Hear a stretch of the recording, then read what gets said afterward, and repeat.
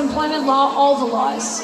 So please, I ask you to go there and empower yourself with the knowledge of the law.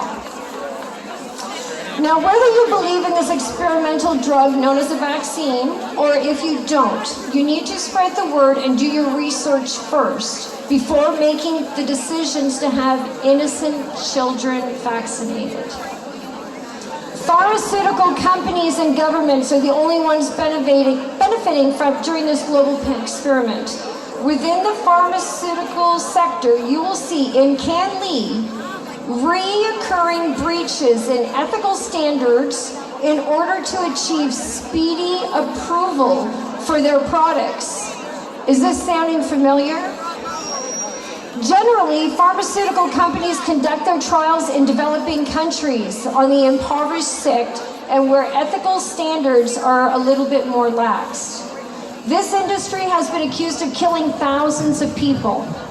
You will see in Canley that millions upon millions of dollars that Pfizer and the other pharmaceutical companies have paid out for being found guilty or for themselves pleading guilty for liability on their experimental research on the children. This is why the pharmaceutical companies have signed agreements with their governments to be exempt from all civil liability arising from these shots. And everyone needs to understand what kind of grave danger comes from having agreements like this put in place with our governments. The abuse of power that our federal and provincial governments have created proves that they do not care about you. They do not care about you, they do not care about your children, they don't care about any of us. A government who refuses to hold a pharmaceutical company liable for adverse reactions or deaths that are caused to its people by a way of an experimental drug does not care about its citizens' well-being.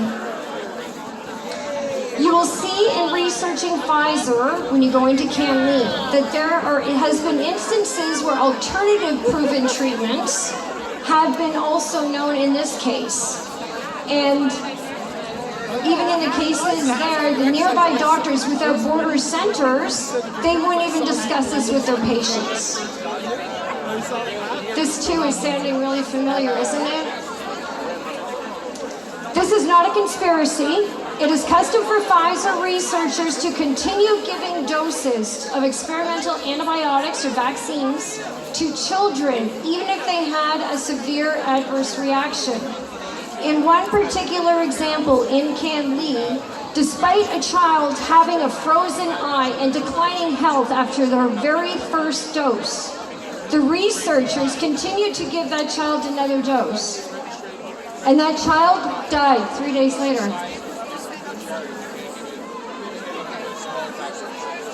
Their spokesperson said, and I quote, in regards to clinical failures, and perhaps the death of the children could have resulted from low dosing.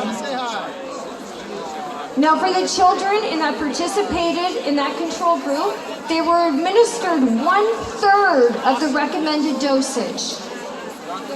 That is the same dosage, 1/3, that the pharmaceutical companies are now pushing to start giving our innocent children.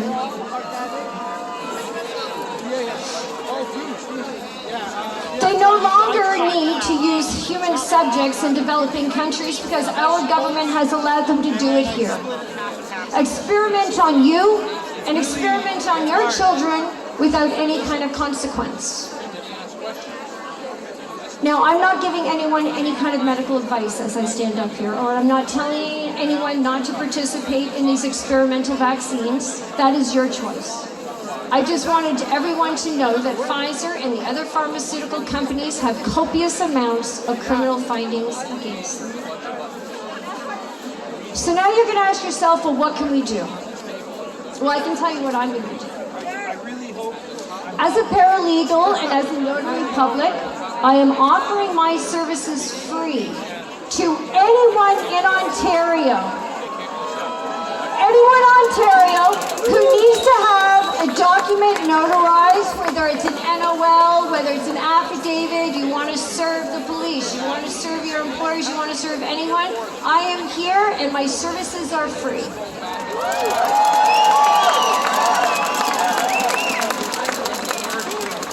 Now please, everybody know you can reach me at lifelibertyandlisa@gmail.com. And now, if there are any other paralegals, law clerks, or lawyers out there who want to join forces with me and provide free services, I and so many people here today would be humbly grateful for your help.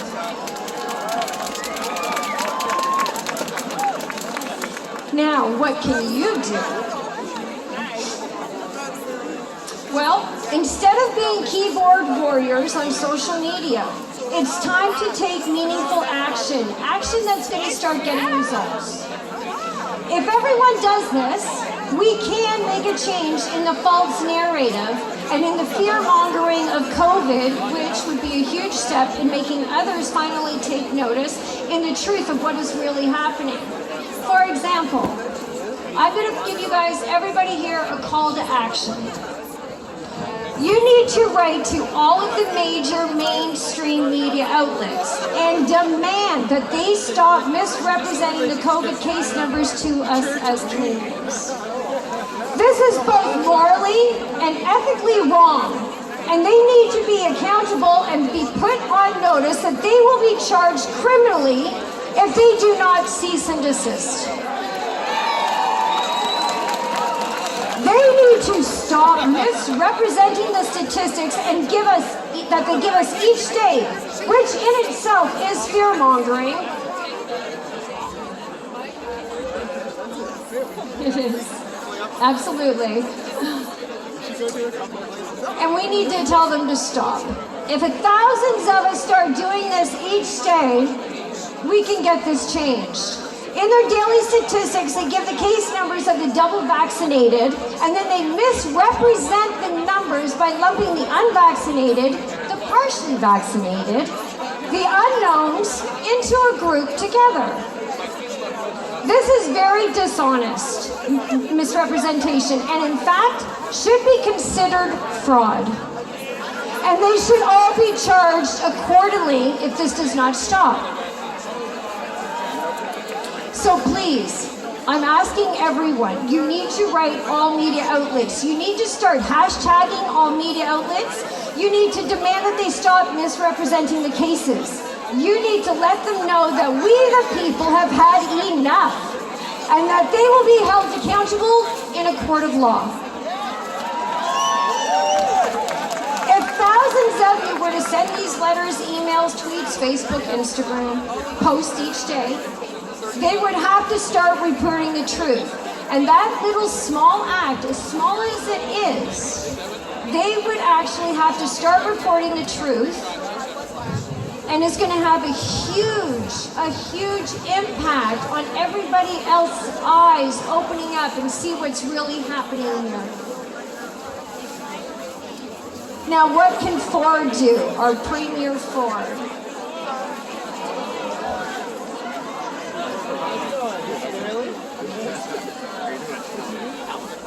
Premier Ford. I am addressing Premier Ford here today. Premier Ford, you have told Canadians that sometime between January and the end of March, these vaccine passports and mandates will be done. I am asking you today, is this just another empty promise you have told the people to keep them at bay whilst you prepare for the upcoming election? Or, if you honestly believe that you will, and that is your true intention, then why wait? Thousands of people whom you are supposed to be protecting as your citizens are still losing their jobs, making it impossible for some of them to live, making it impossible for some of them to put food on their table for their families. There has been major increases in mental health, increases in suicide, and an overwhelming increase at the food banks, and thousands of more people could be homeless or they could die by Christmas. Mr. Ford, if this will and really be over in as little as 4 months, then do the humane thing. Stop the passport mandates now. And all those employees who have lost their jobs or in the process of losing their jobs should be compensated with retroactive pay to the day that they were sent home on that unpaid leave. For those that are in the process right now of being sent home, a mandatory paid leave needs to be put in place until such time that you fulfill your promise to the people and end these mandates. The government, they can fund this by using some of the profit that they've received from these vaccines. That will cover their costs. And Mr. Ford, you also need to guarantee that all these innocent people who have lost their jobs will also have a job to go back to.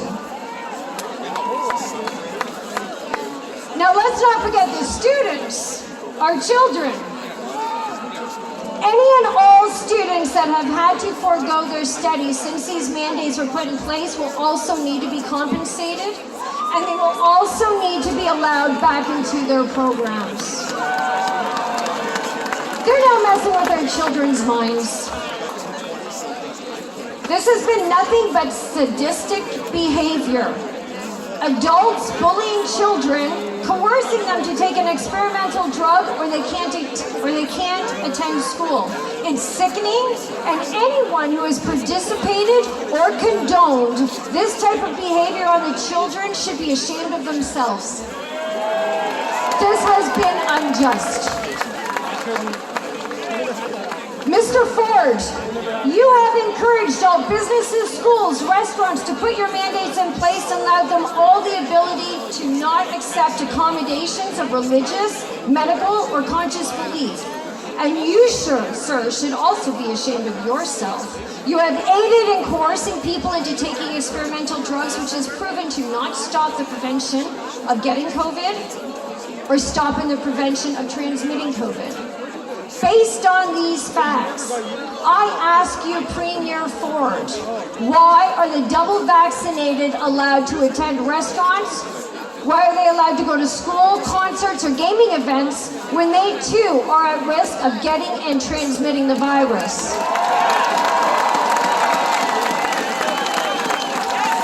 Not only can they transfer the virus to other fully vaccinated people, but they can also unknowingly pass it on and harm the unvaccinated.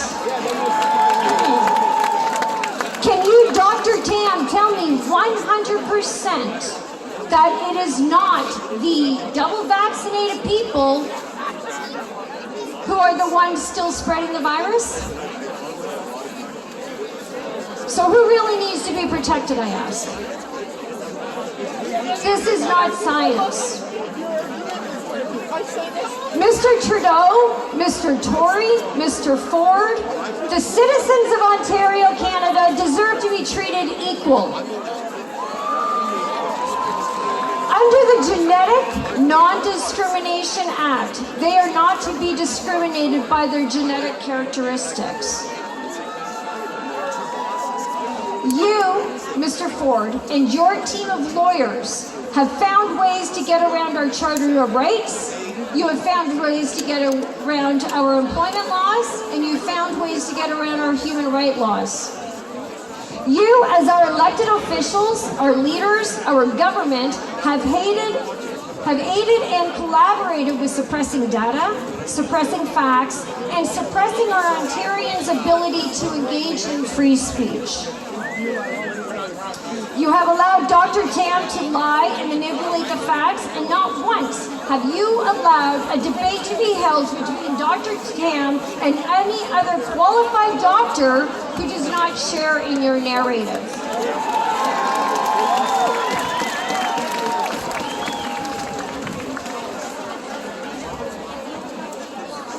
You're all a disgrace. I can almost 100% guarantee that a money trail will lead us right back to each and every one of you. And when it does, everyone will wake up and know without a reasonable doubt that the true motivation behind this medical tyranny, and you will all go to jail.